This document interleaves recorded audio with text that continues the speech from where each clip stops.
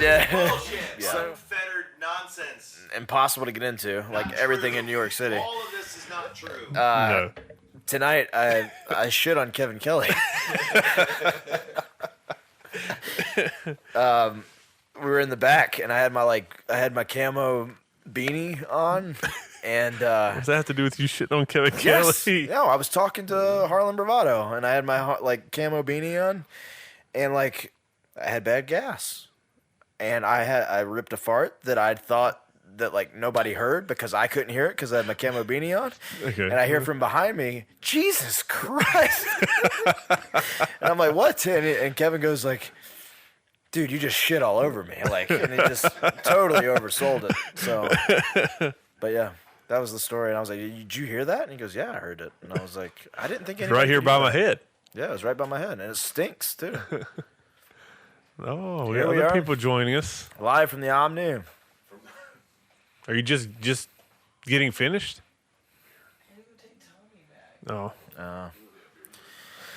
Tommy couldn't take care of himself. Yeah. And so before we started rolling, are we rolling? We're rolling. Oh, hell yeah. You got the, I won't you talk into shitting the on top Kevin of the mic. Kelly. Yeah, well, Kevin just shit his pants. No, I just didn't. just so everybody knows. Some commentary tonight. It was like a 45-second fart. I get Dude, done in Japan. just- I go to the Tokyo Hotel. I go in my room and I pass a lot of gas. I Yeah. swallow a lot of air while I'm doing commentary. Y'all leave me alone. So to be fair, the first time I ever roomed with Kevin was the first StarCast in Chicago when we were hanging out, and he was shitting his pants every 30 seconds.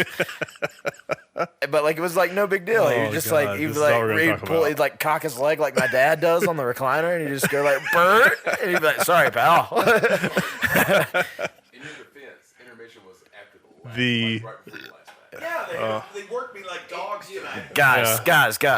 The sale, just so you know, the sale on the 6-man when everybody was playing chicken of Brett acting like he's sitting on Kevin. Brett's like, did he initiate it or did you? That was Brett's idea. Brett's like, Kevin, let me get on your shoulders. And Kevin's like, hell no. And then Pushed my face on the table oh God, and then after it was over, Brett's like, I'm sorry, I got carried away. the chicken bite spot is worth the purchase Yes. of the DVD. Yes. every time. PWX, what doesn't kill you makes you stronger. I've done a lot of those now. Yeah. Hey, have a title for a show that's longer and I harder. know.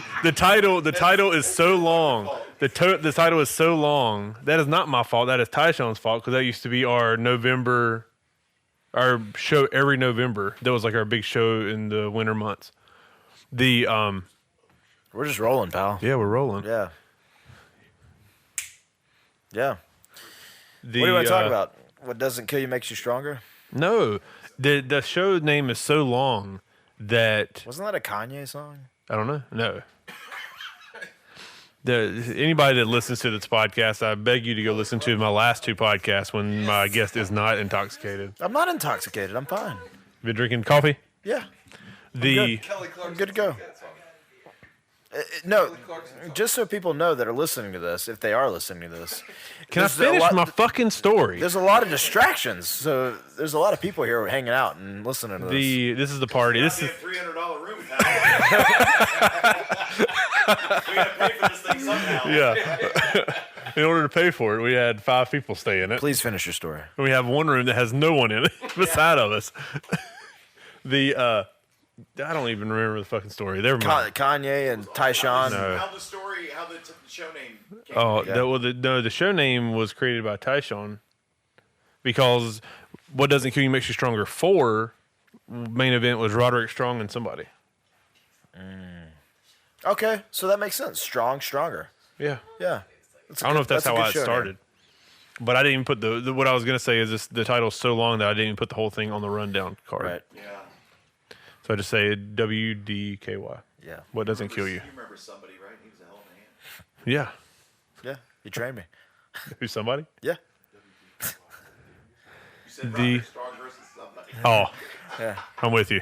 Yeah. It's only 3 o'clock in the fucking Roddy morning. versus the world. And The- somebody. So you just got done with the cage match. Yeah. My fucking body hurts. He's all scarred up. I look like Sabu when he wrestled Terry Funk in that barbed wire match. Did anybody see or hear of Caleb Conley's mishap today? No, I didn't see it, but I Did saw you the saw blood it trail happen? everywhere. So Caleb, I love you, Caleb. I should have used a shoot name just to shoot first, so nobody knew who I was talking about. Suicide. So kayfabe, John, he's using like a tire iron to do the turnbuckle, tighten the ropes. Yep. And the tire iron slips and hits him in the forehead and busts him open. It looked like mass transit reject. With the tire iron. And the craziest part about it is I was over talking to some people and he walked up and it looked like somebody threw a brick and hit him in the face because he had rubbed the blood on his head. So there was just big red marks like all in his nose and his head. And I was like, what happened? And he's like, I don't even want to fucking tell you. and then he explains to me and I was like, did the whole thing hit you in the face? He's like, oh, no, that's just blood. Yeah. And I was like, oh, okay. That's cool. My life sucks. I can't go. That's what you get for being that pretty. Yeah, he's a good-looking brother. Stuff like that happens too. There's not a lot of good-looking brothers in wrestling these days, but Caleb Collins is a good-looking brother. Zane Riley. Not a good-looking brother. Not a good-looking brother. Name some not good-looking brothers. Oh, man. Who's the best-looking guy in wrestling? Me. Right now. Dad, get off your own dick. That's why we're on the show. This right? is the worst podcast already, and me and Brian recorded one for the best. Liger's a good-looking brother. It's crazy because it's no secret because I'm wearing the same clothes that I did Kevin's right before I did this one, and I had all these questions prepared for Kevin. I have no questions prepared for you. You can ask me about the Ahmed Johnson Battle Royal from '96 because I know a lot more about that than Kevin Kelly did. I am going to do that at some point. I don't think it was in Wheeling, West Virginia. I think it was in Hershey, Pennsylvania. Well, there is, just so you guys know, there is something called Google. We're going over this. I apologize to anybody listening to this and not watching. Sorry. I want to say Tacoma, Washington. No, you're wrong. Somebody Google this. I can't. My phone's That's where recording. Booker T and Buff Bagwell had the really shitty WCW match. Was Tacoma? We've run Tacoma. Dude, he's like an encyclopedia. Yeah. Him and Zach Salvation. Zach Salvation. Let's talk about Zach Salvation. Okay. Zach Salvation is the reason we're probably friends right now. Is that fair to say? Yes. Yeah. Zach Salvation was the one that Went to bat for me. went to bat for you because he knew you from CWA. Yep. Yeah. And so Give me, because I've heard, and I think we've talked about it before. Mm-hmm. Give me your timeline from being a fan in high school. College. Yep. Fan in college and CWA, or a fan of CWA. Because I feel like you are, take no offense to this. No. You're a Mark. reincarnation of Zach Salvation. Okay. So I'm a Mark. No, I'm kidding. No, yeah, you are Mark. Yeah. But so is Zach Salvation. Huge Mark.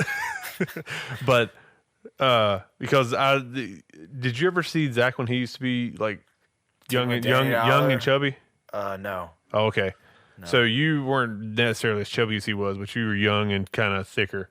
I was fat. And I was a college kid. When you get wrestling, you're fucking fat. Like as a college kid. And then you guys go through this body transformation thing through wrestling. Yeah.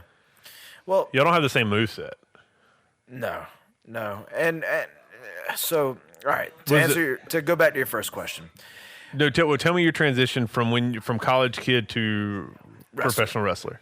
So I am sitting at home as a college kid, and I am going to the University of South Carolina, and I have no idea what I want to do with my life, and I know I'm spending a lot of money on college. Yeah. The University of South Carolina. Yes. I am working in a copy center during the week to pay for school. And during all this, I had my I wouldn't call it like a bout, but like I had like my first run in with like depression because you're like in your 20s and you're like, what am I going to do with my life? Yeah. I'm spending all this money on school. Is this going to pay off? Is this really what I want to do? I didn't realize that till my student loans went into effect. I'm still paying mine off. Dude, you don't have more student loans than me. We'll talk off air. Okay. I bet I do. I bet you don't. Okay. This is becoming the world's biggest pissing contest. About student loans. Yeah. So Come on, Bernie Sanders. Yeah. I don't know if he's doing. so Is that free student loans? He gives away free shit all the time, don't he? What did he say?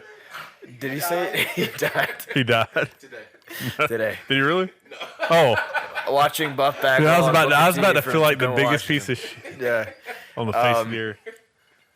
Listen, This is we're gonna be trying the worst episode of the Chewsday special. Yes, I ever. told you that. And it's not because it's not my fault. By the way, nothing's ever It's my because fault. It's all of you the guys people started around. drinking an hour before we started. You did Kevin's podcast. Oh, we're good. Kevin, so- thank you for your podcast being good. Thank you. I'm a professional. Yeah. How do you spell that? P-R-O-fessional.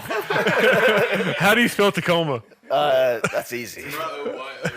Yeah. We live in North Carolina. We know what a Tacoma is. Yeah.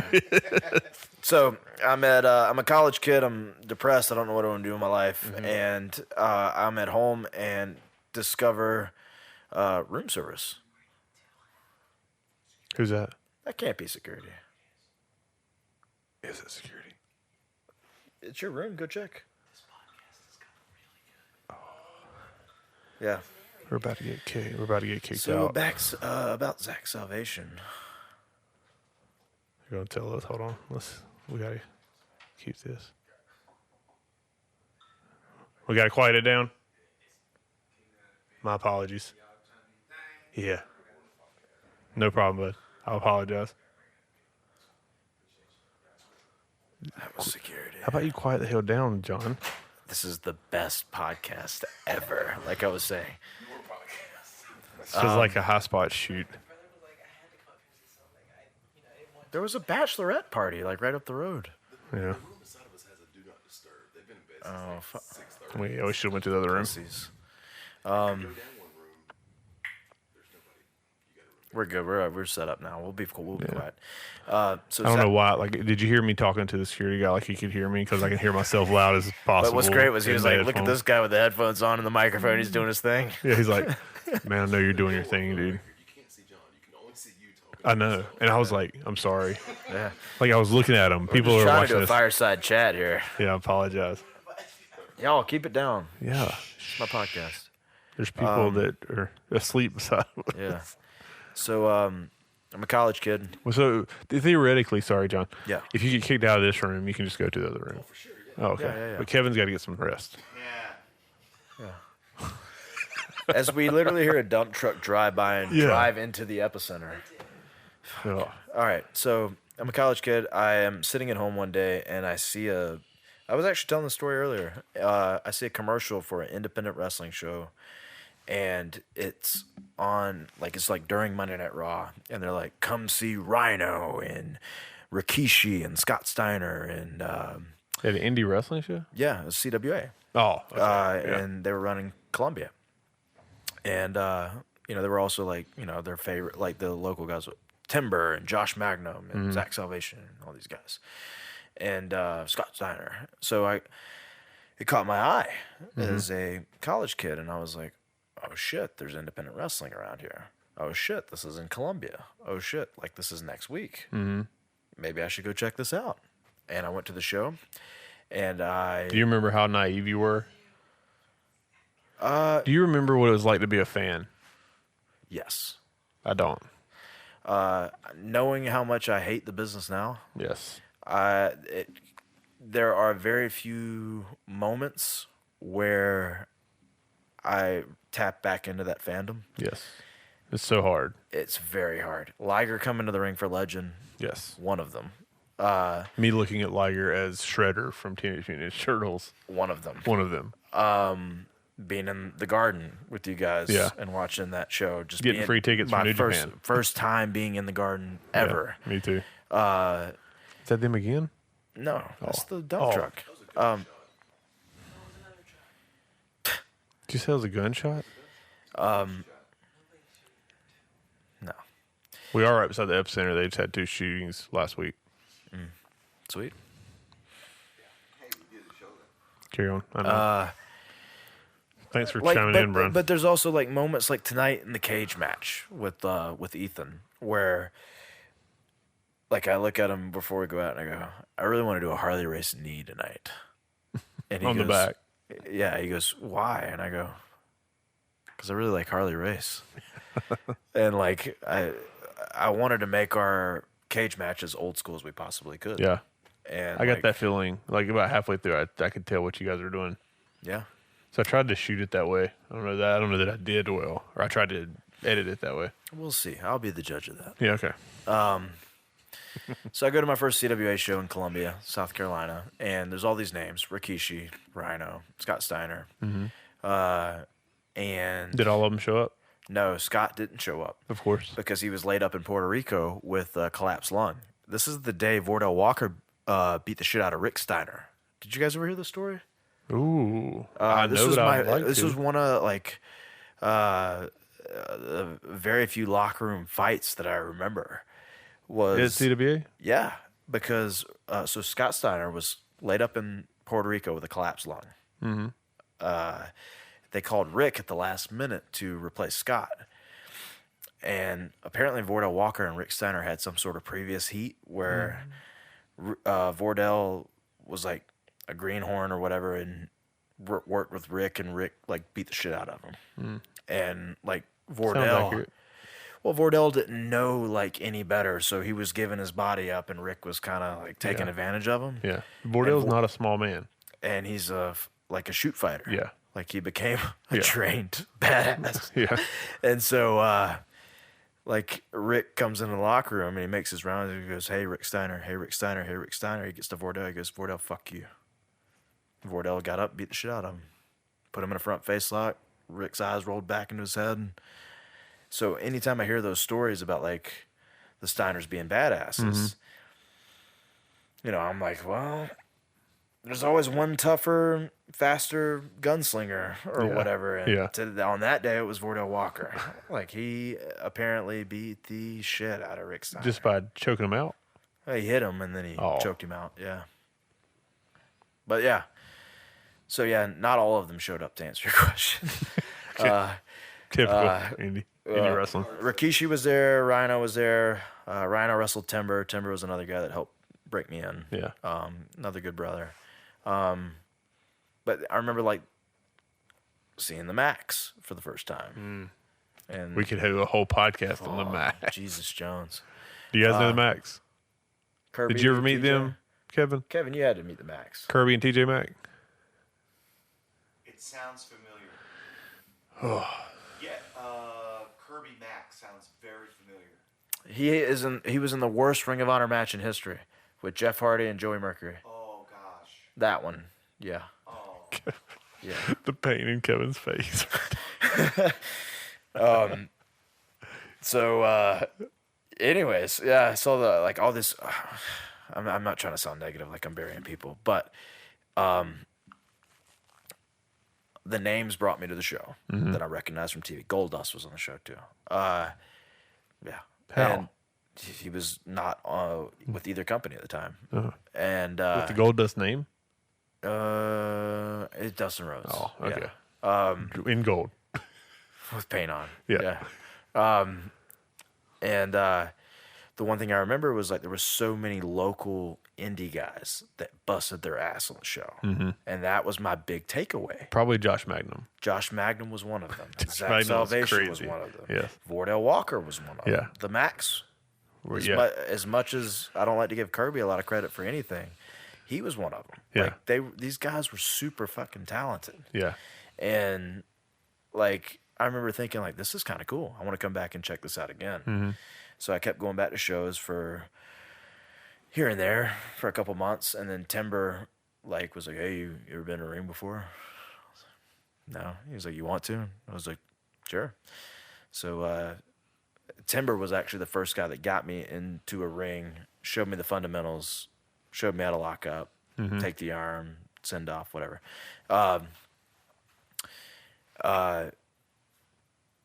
So to answer your question about the timeline, I started going to indie shows probably like 2006, and I started training in the spring of 2008 with Gotcha. Bob Keller.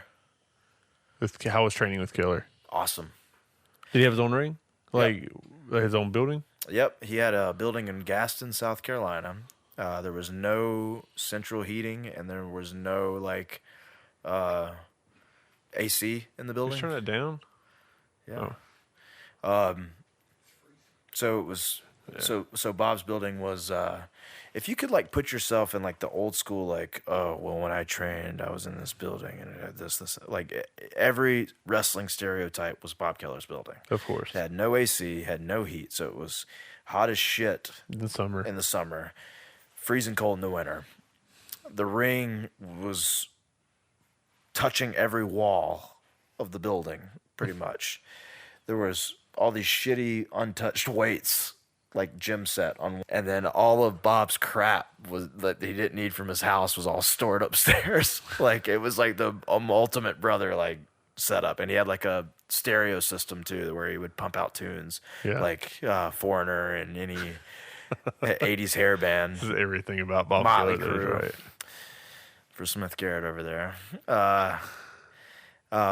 Yeah, it was like the ultimate wrestling building Yeah. to learn how to wrestle. And yeah, it was amazing. And I was, talking earlier today to somebody, a lot of the guys that I first started training with were all very big and very green. And so I was the smallest guy like in our little class or whatever. And so the first thing that they're all going to do is try to show how strong they are. Ugh.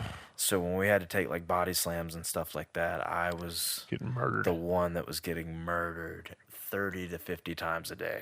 Ugh. Just getting driven through the mat by these powerhouse greenhorns that have no idea what they're doing. It was great. Yeah. Then you look back on it and you're like, oh, that was the funnest time. That's why my knees Yeah. crack every time I walk, or that's why my back locks up when I'm bent over the, like, just stretching and stuff like that. So was CWA where you initially started your career? Dude, CWA was that's not where I had my first match, but like that was like I was like, man, if I can be a CWA superstar, like Yeah. holy cow, like I will be like that's like WWE for me. Like Yeah. when I first started. Dude, they were like a top promotion for They a did few, very like well. a few, 4 or 5 years. Yeah. Because they did those kind of shows. Then they had their little run with Impact or TNA. It was TNA at the time. They had a good deal with TNA where TNA had a good working relationship with them where they sent in Kurt Angle, they sent in Jeff Jarrett, they Yeah. sent in all these people that were, top folks at the time with Yeah. TNA to come do these shows. And now some of them were meet and greets, but then a lot of the guys Still. were, coming in and working. Daniels, Yeah. AJ. AJ did work. Yeah. Can't work Josh Magnum. Yep. Elix Skipper, Saban, like so many guys came in and, worked Petey matches. came in, didn't he? Petey Williams? Yep. Petey came in, Abyss came in. Dude, anybody that was in TNA at the time that was over came in. So, I mean, they had a really good deal worked out. But then, like, they also ran the majority of their shows, their home crowd, their home base, like their Concord, North Carolina, was Orangeburg, South Carolina. Yeah. So when Shelton got released for the first time, Yeah. they ran a show in because Shelton's from Orangeburg. Yeah. They ran Shelton's hometown, and that was the first standing room only crowd I've ever wrestled in front of because people paid a lot of money from everywhere in Orangeburg to come see Shelton Benjamin wrestle in Orangeburg, his Yeah. hometown. It was awesome. Really cool. So where'd you start? Was it like just some little indie? My first match was in Big Bear Lake, West Virginia, July the 6th, Bob 2008. Keller all over it. Yep. It was for a promoter named Shane Shadows for Championship Pro Wrestling. I wrestled the one-man warning, Bill Bain, and got killed in 3 minutes, lost to a backstabber. Nice. Had no gear. 300-pound big man giving you a backstabber. No, he wasn't 300 pounds, but he was what he was. A nice guy. So So is my this is neighbor. this is what I always like to ask when people got into wrestling. What was your first interaction with like somebody coming up to you and say, "Hey, we're working tonight, brother," or was it Bob saying, "Hey, That was this Bob, is a young guy, So I take care of him"? I did a whole loop because, like I said, I was in college. I was working at a copy center, and I was training with Bob. I was Yeah. taking student loan money to pay for like books and shit, and I was using that to pay for wrestling training. And which I don't know if that's illegal or. No, Yeah. you got to I'm pay it still back. paying so you for it can use now. it. We Yeah, had this you can debate use it however earlier you want. already. I was working in the copy center one day, and Bob was like, "Hey, we're leaving for West Virginia for a 3-day loop tomorrow. You want to go?" And I was like, "Yeah, I would love to go." Mm-hmm. He was like, "Well, can you with your school and stuff?" And I go, "I don't know." And he was like, "I'll tell you this: if you stay at home, you never get booked." I'll be there. I said, "I'll meet you tomorrow morning." Did Friday, Saturday, and Sunday with Bob on this West Virginia loop, and it was 4th of July weekend, which ironically enough did really well. Interesting. Not now. Yeah, not anymore. And we go up there, and I ran the merch for Bob every day. I helped put up the ring. I helped set out the chairs. I did all that shit that you are supposed to do. And then the last day of the loop, I'm setting out like, you remember the little Bend-em figures that were like really shitty that WWF put out? Yes. Like they're like, it was like You, like, Ahmed bend their Johnson leg and Taka up and- Michinoku and yeah. like all these other ones. They're like I'm this setting- big. Yeah, they're like this big and they're supposed to bend, but they don't. Yeah. And it's just like, who They made they this? bend and then they come Yeah. back. Yeah. It was really bad. I'm setting these out on the table. I'll never forget it. Like I'm setting out all these little shitty Bend-em figures on the merch table, and Bob comes up to me and he goes, "Hey boy, you nervous?" I go, "No. What's going on? Why would I be nervous?" He goes, "I'd be nervous if I was the third match." I look at him. I go, "Excuse me?" I said, "You're ribbing," and this is how I knew he wasn't ribbing, because Bob Keller goes, "I'll bet you all the cash in my pocket right now I'm not ribbing you." And Bob Keller doesn't fuck around when it comes to money. Like tonight when we had the cage thing and everybody was like, "I don't know if the cage is going to fit in here because of the ducks." I was like, Bob Keller's going to find a way. I'm not nervous. And everybody's like, "Why?" And I go, "Because he knows if he doesn't get that cage up, he ain't getting paid." Exactly. Exactly. I even told him, or I told Bob, I go, "I don't have any gear. Like, I don't have boots. I'm not prepared for this." And he goes, "You're prepared. We'll find you gear. You'll be fine. Oh, You'll do well." that's when you got nervous. When did I get nervous? No, that's when you got Oh, nervous. yeah. Oh, yeah. Shit. As soon as I found out I was working, I was nervous. Yeah. I borrowed gear from a guy named Bobby Shields. I don't know if you guys know that name or not. He was West Virginia guy. Did a couple things with Ring of Honor. A lot of extra work. Gave me his boots. Gave me his tights. Like here you can have them. no, not here. You just can have like- here. You oh, can yeah, borrow like- them. Because I didn't have anything. I had no gear. I wasn't ready. I didn't think I was going to work. Yeah. And I remember, like, I went Before to you learned the golden rule, always travel with your gear. always have your gear. But here's the thing. I didn't have any gear. Oh, I you hadn't been just- able to pay okay. for gear. True. Like, I had no gear. I had no boots. I had no nothing. So the boys were lending a hand. And You're wrestling in your underwear barefooted, boy. yeah. So I go out there and I got killed in 3 minutes. And Best 3 minutes of your life. best 3 minutes of my life. Yeah. I had a shitty Samsung flip phone. And I was texting everybody that I knew on the way home. The 8-hour drive. Yeah. I just wrestled my first wrestling match. Nice. Yep. Then you became a star. Nope. Far from it. I'm here in this When- hotel talking to you. Come on, man. Nice hotel. It is a nice It hotel. is a nice hotel, but you got asshole neighbors. Yeah. You got asshole neighbors and a dump truck that keeps dumping shit Yeah. outside. Just if you're listening to this, it's like 3 o'clock in the morning right now. Yeah. No, I've been very blessed with a lot of opportunities. You said it earlier when you were talking to Kevin. If if it weren't for wrestling, we wouldn't be here in this like in this room talking to each other. True. It's everybody says things that things happen for a reason, and I get that like line of thinking, but I also think that like things just happen. Yeah. Like we don't really know why they happen, but they just happen. And like there's a reason we're all here. There's a reason, there's been so many instances, especially in pro wrestling, where the wrong guy or not the wrong guy, but somebody didn't show up and somebody took their place. Yeah. That guy got over it. That guy became a star. That like when you always ask, like, what if that didn't happen? yeah, like it's like the butterfly effect. Like it's just insane. And that's kind of like, I don't know, not every opportunity that I've had, but I've just kind of stumbled my way into the opportunities that I have had. But I still think that like the best is still to come. Do you think everybody has a predetermined journey? Oh man, people ask me that sometimes, and like I'm not like a big philosopher or anything, but like It's like one of those pick your own story books. yeah, man, like I don't know, like Remember those bad boys? yeah, like oh man, it's so weird to think It's about. weird to think about it. Isn't it? Yeah, We're like, gonna get into because- conspiracy theory. Not really conspiracy. Dude, theory. I It's love just- conspiracy theories. I read Jesse Ventura's. What'd you say? Epstein. Oh yeah. No, Oh yeah. that's too controversial. Yeah.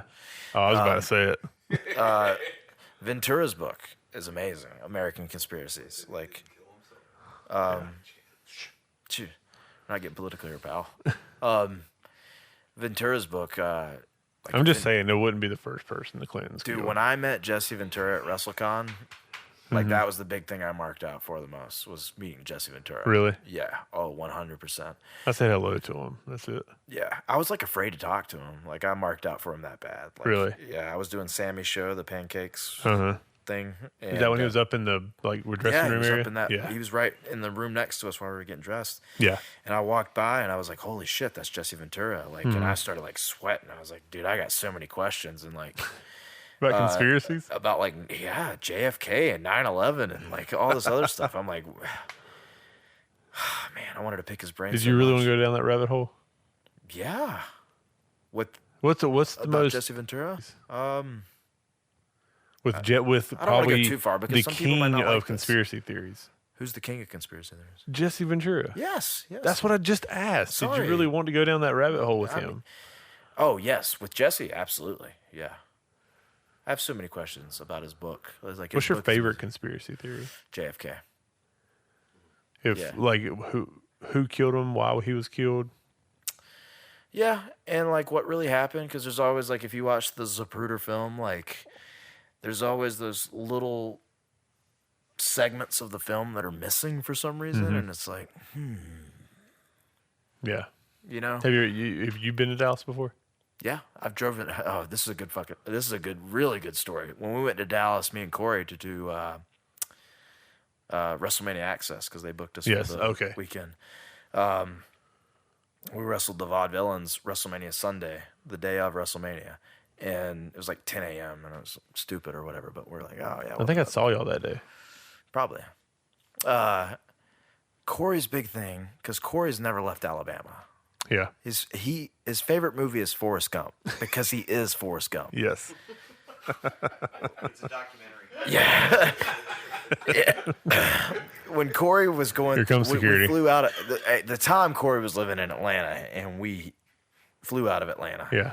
And Cory, like, it was his first time at an airport, and he was like, "What do we do when we go through the doors?" And I'm like, "Are you checking luggage?" And he's like, "Well, yeah, I have to because of his diabetic stuff." yeah. And I go, "Okay, this is what you do." And I was like, literally holding his hand through the whole process. And we go to, we fly to Dallas from Atlanta, and it's just that wide-eyed kid, Cory, Yeah. in a big city, Dallas or whatever. Like, It's not so- a big city at all. no. So, anyways, his big thing was he's like, I want to go see. He's like, I want to see where JFK got shot. I want to see where JFK got shot. I want to see where JFK got shot. It kept talking about it. Finally, like I had enough of it. It kind of pissed me off, and I just like pointed at my forehead. I go, "This is where he got shot, Cory. He got shot right here." Like, You sure it wasn't back here? depending on who you ask, back and to the left, brother. Like, that's the whole thing, right? People think he got shot in the throat. Some people think he got shot in the back of the head. Nobody really knows, though. That's why JFK, like, is my.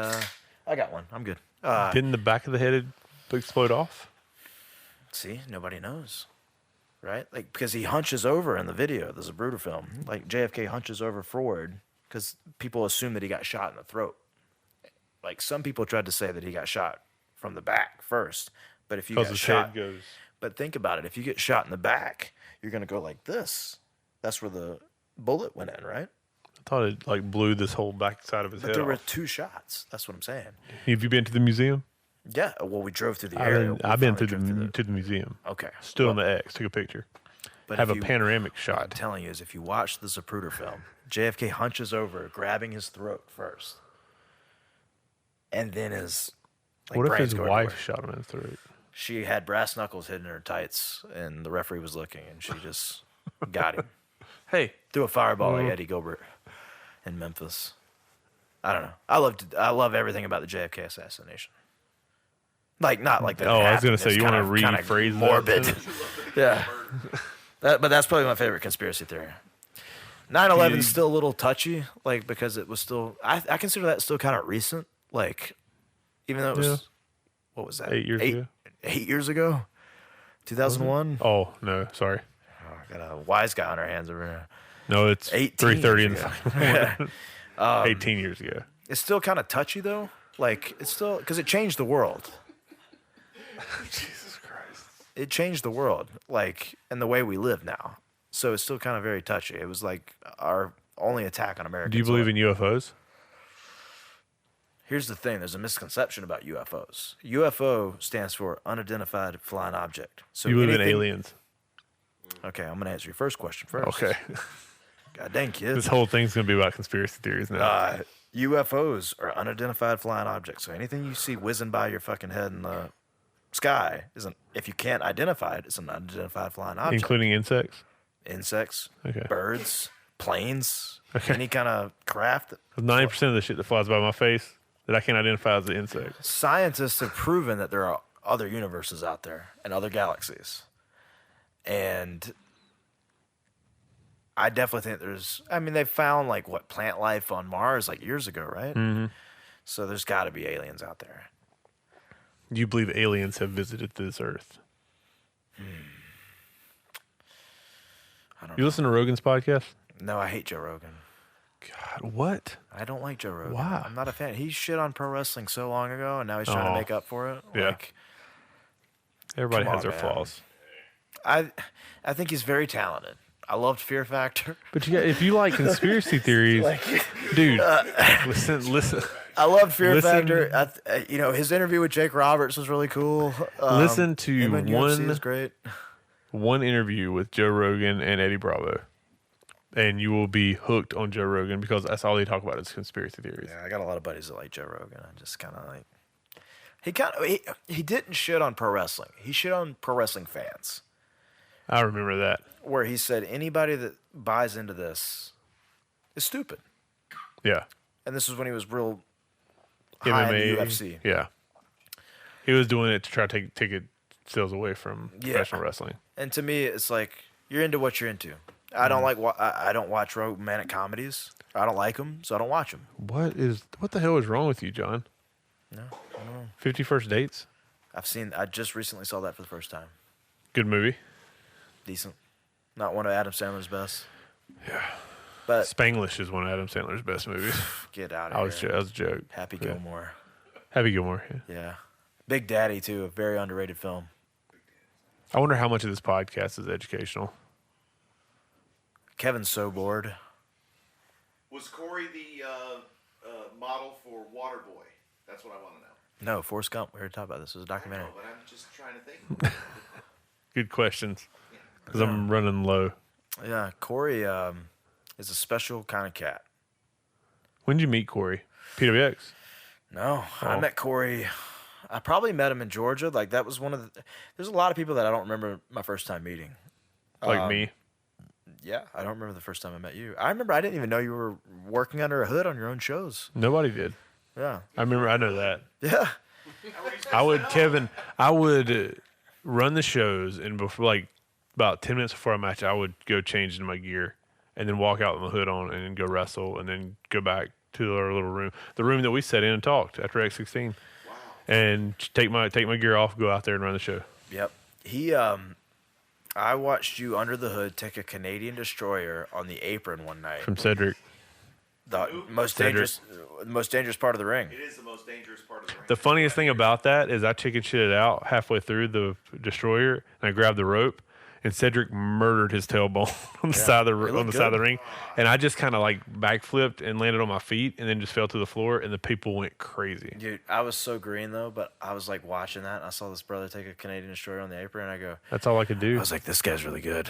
Like, Nope. and I was like, who is this guy? And then I was like, where's the Patrick dude? Where did he go? Like, I'm waiting to get paid. Like, I'm sitting in the back. That's him. I wrestled like 9 matches ago. Like, and then I finally put it together when you came to the back and you took the hood off. When And I you looked came at to the was that no. The were when Cedric sweating and when Cedric dying knocked me out, that's when I was like, Cedric, do I pay you? dude. Don't I pay you? And he's like, yeah. The worst thing I ever said in my life was I looked at Cedric and said, let's go beat the shit out of each other before a match. Dude, Cedric. I love was you, so Cedric. stiff. He's not anymore. Not to you anymore? He's not. I don't think he is as stiff as he was when he was younger. I don't know. I haven't worked with him in a while. He literally punched me in the face, like so hard one night. Like I remember, like we were. It was. He's Right like after- a little right- tight, a little tight. It was right after I won the title for the first time. The first match coming out of that was me and Cedric. Yes. The next show. It was that when you showed up at Rise of a Champion. No. Made that your was- return? That was set up the match. That set up the match. We did the 4-way. Yes, Me, Caleb, Cedric, Ricochet. at the club. Yep. I win the title for the first time. My first defense was against Cedric because he was the previous champion. Mm-hmm. And there's a spot in the match where like I got my hands up and I'm like really learning how to work. I gotta like shield myself and block and all this kind of stuff. And I like do the thing where I talk out the side of my mouth and I go, all right, Cedric, hit me. And he I got both my hands in front of my face, and he somehow manages to punch through both my blocked hands in front of my face, and he nailed me in the face so hard that I instantly started bleeding out of my nose and mouth, like everywhere, and like my hair, my head and hair and everything like ricochets back, and I was like, all right, God damn it, not that hard, like, and he's just like, oh, sorry. And he's like, are you all right? And I go, well, I'm bleeding, but I'll be fine, I guess. But no, I really enjoyed working with Cedric always. I have so many Cedric stories. When the match that he, I was so stupid. The match that he knocked me out, it was a blow off to a big feud, and so I wanted it to be physical. And the opening spot, listen, you enjoyed this, Kevin, was me trying to run and do these like hammerich bump drop kick to him, like on his entrance. Not me taking the bump, but just holding onto the rope and drop kicking him, and him catching me and powerbombing me like on the apron, Kevin Steen style. Because this is when Kevin Steen first started doing it, and it was over. When he powerbombed me, a pain went in my back and shot around to my front rib cage and started growing. And I said, buy me some time because that hurt like shit. Yeah. And he picks me up and proceeds to kick me in the chest as hard as he can in the front row 4 or 5 times. But it made my pain in my rib go away.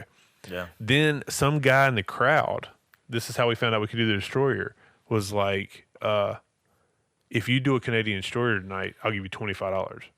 And Cedric came to me and he said, this guy said he'd give me $25 if he did a Canadian Destroyer. Because what you don't know, $25. what you... I tried to do that down at the valet parking earlier. what It's you impossible. What you don't know is the way that me and one of my best friends in life, Me. Matt Crosby, who I trained with in wrestling, got booked was because we could do a Canadian Destroyer. Matt Crosby, was he a Georgia boy? No. Okay, this is a different Matt Crosby. He was a big country before all the other big countries came along. Oh, there's been a lot of those. But so I knew how to take the Destroyer. And then Somebody else died. Go ahead. every time that thing dumps, I think it's the damn security people. Then he did like the soccer style kick, and clipped my chin. Woke up on the brain buster, upside down. Yeah. Cedric is the reason I don't wrestle anymore. Yeah. We just continue burying Cedric. Let's do it. Cedric put me on the top rope, and he was going to do the Generico brain buster on the top rope, which we had done in like training. So I'd numerous never times. seen Generico do that. Mm-hmm. The first person I ever saw do that was Caleb. To me, To Cedric. Why does all this have to To be about Cedric, you? because I'm the one. Because me and Caleb are the ones that started doing it at training, Yeah. and that's how he figured out he could do it. Jake, I got a scar on my hip from Jake trying to do it and dropping me on top turnbuckle. Look at that scar right there. Yeah. I was in a barbed wire massacre match tonight.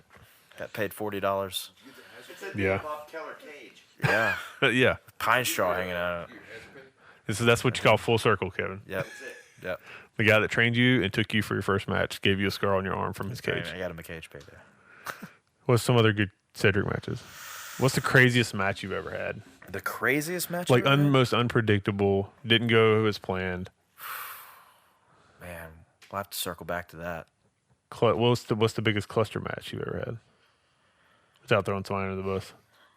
I don't know. There's been so many, because you become almost numb to them when you do when you range from wrestling in big arenas to the halls in front of 20 people. I don't remember what it was like to wrestle.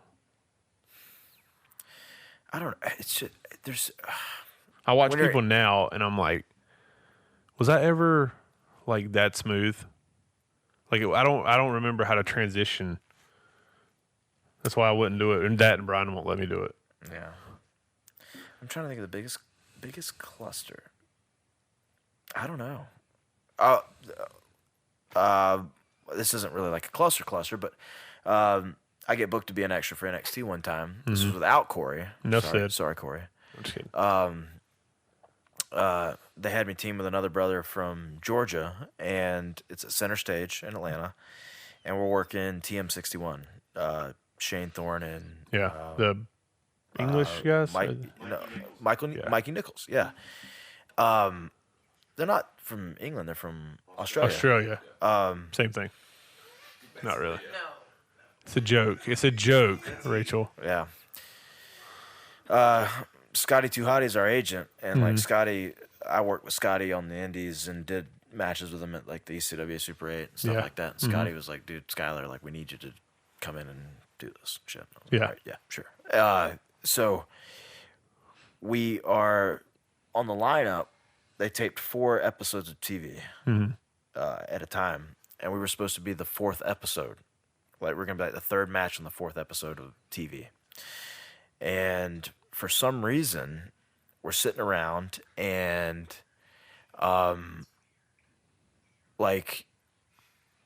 we're all in our gear already. All of us except Mikey. Mikey was the only one that hadn't fully gotten dressed yet. What match is called, whatever. We're sitting right outside Gorilla at Center Stage, and one of the writers, I couldn't point him out in the lineup. I don't know who he was. He comes up or a producer or something, and he comes up, and me and Shane Thorne are standing there, and he goes, "Can you guys go next?" And this was like in the middle of like the 1st or 2nd taping, and we weren't supposed to go on for like another hour and a half. Yeah. And like that might not mean, like, for people that don't understand, like, that might not seem like a big deal, but for TV, everything is so like meticulous. Like, Yeah. you've got to get the right camera shots, and the truck has to know what's going on and all that kind of shit. So we're supposed to not wrestle for another hour and a half. They go, "Can you guys go next?" And we're like, "I don't think Mikey's dressed." And they go, "Can you go tell him that we like need you guys to go next?" And we're like, "All right, cool." So I'm somehow deemed the one or I'm the one that's deemed to go tell Mikey, "Hey, we're going to the ring now." Yeah. And he doesn't even have his boots on, and like he's in the locker room, and he's like, "Oh yeah, mate, like I don't even have my boots on." And I go, "Dude, I'm not ribbing. I don't work here. Why I wouldn't rib you about Yeah. this." They are telling us to get to Gorilla now, like we are going out now. Yeah. And they were still trying to do the stuff with the tag team, and eggshells are a thing. People still walk on them. They're trying to get over. They're trying to, Yeah. I mean, and more so for them than even us. Guys, we're just coming in and make them look good. Yeah. So we get rushed to the ring. We do the match, and it wasn't bad, but I remember coming to the back going, "That's probably not what they wanted." Yeah. But it's the circumstances. What are you gonna do? What are you gonna do? Go out there and do a match now? Probably proved more with that than And funny going enough, out there in the 4th episode having a match. a match when people have been. You sitting think they there- were doing it to test you? I think there's a lot of things that they do to test people, for sure. Just to see how seasoned they are, how they work under Yeah. pressure. Yeah. Did that match make it on air? Yep, it's on TV. Yep. It's on the network, brother. Look it up. $9.99 a month. No, there's a lot of things that they do to test people to see how you're going to react. Now, similar to a question I asked Kevin, you've been in a lot of locker rooms. Do you think that a WWE or a locker room is the one that tests you the most? Yes, Like and no. mind games. 'Cause I feel I like don't a lot. even know I feel if like that- a I lot don't of. know if it's fair to say that they test you the most, because I feel like now, like, everywhere's kind of a test in a way, because everybody, even like there's great independent companies where you go there and you have to kind of like play the game. Yeah. But with WWE, like, there's definitely, I feel like there's like this perception of what the company is, but then when you get there, it's also kind of like, this isn't as bad as I thought it was. Yeah. But you also don't really know how to react because of what you've been told. Yeah. Like, You almost can't believe that it's this simplified. at times. That's yeah. not over exaggerating the complexity of the company. And there's also been times too, though, like you show up and you see somebody get thrown out, or you're like, ooh, and you're like, ooh, what did that brother do? Like, Yeah. Yeah. And you see shit break down fast. Yeah. But, you know, I don't know. It's like Oz. Like, that's Well- always like the thing. It's like the mythical land of Oz. Like, you hear all these stories about it and how great it is or how great it isn't. Yeah. From people. Do you- And it's really up to you to kind of draw your own conclusion from your own experience. Now, to piggyback off that, do you feel companies create like games or tests unintentionally with how they're ran? And Well, I don't think they create them unintentionally. I think that the only reason I say that is because I'll hear interviews with people that it either worked out in PWX or it didn't work out in PWX, and I hear their perception of what it was like there. And once again, it's their perception. But probably 60% of that time, I'm unaware that that is a perception of what they thought they needed to do to get over if you or to raise their stock within the company. Does that make sense? yeah, It's like you're creating a system in your company that because you believe it's working and you're seeing results, but within creating that system, you're creating tests that they're unintentionally being represented. Any office, Yeah, yeah. any professional setting, Gotcha. regardless of industry, in my opinion. Yeah. And I think too that, like, especially on the independents, you can't get fired from the independents. Yeah. That is impossible. You can't quit an independent company. You just can leave. get asked not to come back. Yeah, But there are thousands of independent companies out there. You Yeah. cannot get fired from the independents. If you ask Al Snow, you can't get fired from pro wrestling at all. yeah. But I digress. I've seen that interview. Yeah. If somebody, and I'll use PWX as an example because we brought that up and we all work there. Yeah, If somebody, for some reason, wrestled on a regular basis for PWX and they don't wrestle there now, it was either by choice on their part or they simply couldn't cut the mustard. yeah, It's one or the other. There's no weird back, like, let's bring this guy in and bury him. Let's bring this guy in and job him out. Yeah. But why would, on an independent company, why would you want to bring anybody in and make them look bad? yeah. Because You're bringing them in to make money. For Albemarle, for example, for tonight, we had 7 great matches. Why would you want to have a stinker? Why would you want to bring anybody in and waste that valuable time on your show? Pay somebody to come in to make them look silly and make them look stupid. To me, that's dumb. Makes sense. And we don't do that. No. And it's It's like just, that's always been a Which, granted, I look into things way more than I should anyway. Well, and the landscape has changed in independent wrestling, and it's going to continue to change in 2020. And I'm trying to wrap my head around whether or not it's going to be for the better or for the worse, because now with social media, guys have a lot of power and they have a lot of leverage, guys and girls. Guys so much now, and girls, want to feel like the rebels Yeah. because they're independent. And they want to feel like they're in control of their own destiny. But they never admit or take responsibility if they mess up. Yeah. It's always somebody else's fault. I've messed up a lot. And I've told you when I've messed up a lot. Yeah. I've come to you to your face and said, my bad. Yeah. I've done that to other people. That one's on me. My fault. Guys, we screw up. We're human beings. Yeah.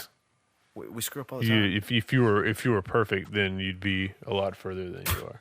Nobody's perfect. Yeah, nobody's perfect. Figure of speech. We all screw up. Yeah. The bottom line, we all screw up. Yeah, I don't know. I just I feel like if anybody puts a perception about themselves out on social media, like they're doing great, they're doing well, and I'm traveling everywhere and I'm doing this and I'm doing that. But if they continue to badmouth one company or one person, they're not really that happy Yeah. because they're taking time out of their busy schedule where they're so happy to get on a social media rant about one person. Yeah. I deactivated I deactivated Facebook. I've not been very sociable on Twitter and Instagram and stuff because...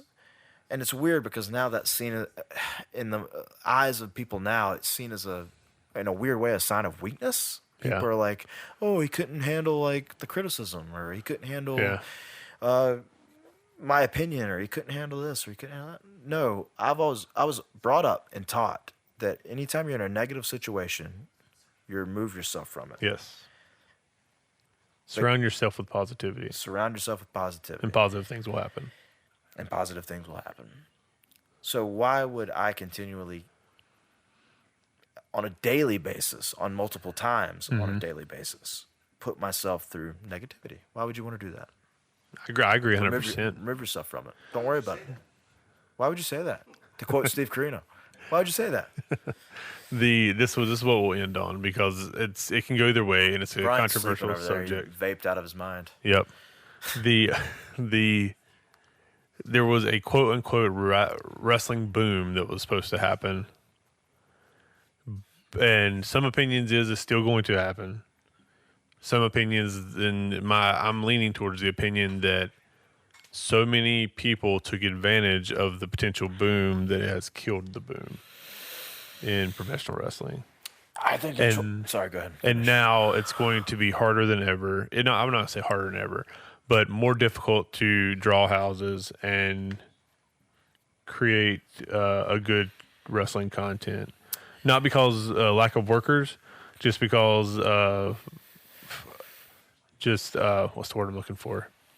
Oversaturation, for lack of a better term, Sure. of the market and television products, et cetera, et cetera. For the longest time, we've been conditioned as humans that it's quality over quantity. And as much as I want to believe in that, and as much as I believe that that's true, I think now more than ever, it's the exact opposite. I think it's quantity. I don't think less is more. I think more is more. If you look at WWE, for example, Raw is 3 hours. SmackDown is 2 hours. They added NXT on Wednesday nights live. Yeah. The pay-per-views are getting longer. The content on the network is becoming more and more and more. They've got kickoff shows. They've got this. They've got that. More is more with WWE. Yeah. In terms of like... That's every television, by the way. Local news used to be 30 minutes from 6 to 6:30.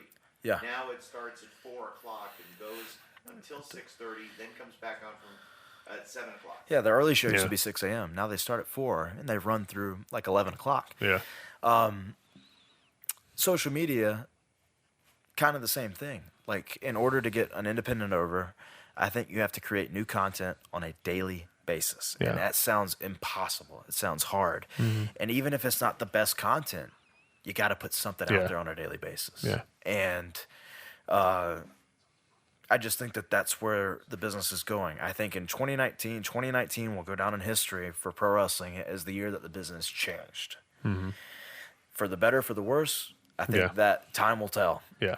2020, I think, will create more job opportunity for all pro wrestlers and free agents that aren't under contract, because there's so many opportunities out there, to the point where, like, there's going to will come a point that if you don't get a job or you don't get signed, you're just not good enough. Yeah. And that's something that even I've come to terms with. Yeah. For a guy that's been a journeyman at this point in my life and wrestled in every locker room and done everything that there is to do. There's going to come a point where if you're not signed, you're not good enough. Yeah. Because there's just going to be so much job opportunity out there. That being said, there's going to be a trickle-down effect, too, where the best guys are going to get signed, and the best girls are going to get signed. And the indies, I'm hoping this isn't the case, because I do think there's so much talent out there. Yeah. A lot of good guys coming up, and girls. Like, my biggest fear is that the trickle-down effect of people getting signed is going to hurt the indies. Yeah. Where all the good people are going to get signed, and then we get stuck on, the indies that I watched in '98, where it's like 2 good guys and 34 fucking like shit guys. Yeah. And girls. So, Brian's snoring. Is he? It's probably time to sign off, huh? It is. Thank you, John. This was fun. Yeah, Glad we man. did it. Me too. I'm glad we actually got into something and didn't talk about Kevin shitting all over himself the whole time. I would think that Chewsday, CHEW, the implication would be there's food service. Oh, no. Oh, yeah. I'll show Room you. service. Oh, here. Let me stop it. Thank you for listening to the Chewsday Special Podcast. Find all of our old episodes at ChewsdaySpecials.com. It's ChewsdaySpecial.com. Yeah, whatever. I don't care. All right. Thank you. Yeah.